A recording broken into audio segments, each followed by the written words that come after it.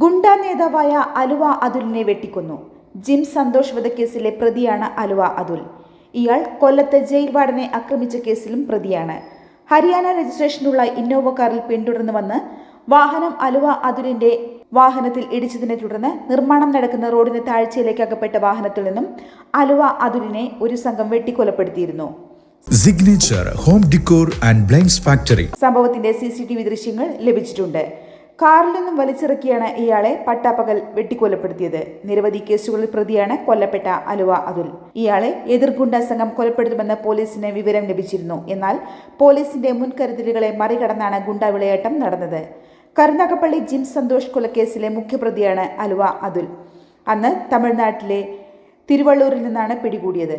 എറണാകുളത്ത് വെച്ച് നടന്ന വാഹന പരിശോധനയിൽ പോലീസിന്റെ കൺമുന്നിൽ നിന്ന് അലുവ അതുൽ രക്ഷപ്പെട്ടിരുന്നു. ഇയാളുടെ ഒപ്പം ഭാര്യയും കുഞ്ഞുമുണ്ടായിരുന്നു.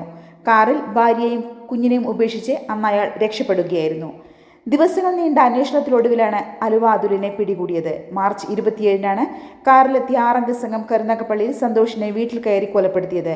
ആ സംഘത്തിലെ 1-ാം പ്രതിയാണ് അലുവ അതുൽ. കേസിലെ 6 പ്രതികളും അറസ്റ്റിലായതായി പോലീസ് അറിയിച്ചിരുന്നു. കൊട്ടേഷൻ നൽകിയെന്ന് പോലീസ് കണ്ടെത്തിയ പങ്കജ് മേനോനും പോലീസിന്റെ പിടിയിലായിരുന്നു. News Keralam, Kollam. Signature home decor and blinds factory, wholesale and retail, Panachuvila, Anchal. തെക്കൻ കേരളത്തിലെ ഏക ISO certified blinds manufacturing company. അത്യാധുനികമായിട്ടുള്ള ഓട്ടോമേറ്റഡ് ബ്ലൈൻഡ്സ് കർട്ടനുകളും പുതുമയാർന്ന ക്ലോത്ത് കർട്ടനുകൾക്കും signature. Make your home as unique as your signature.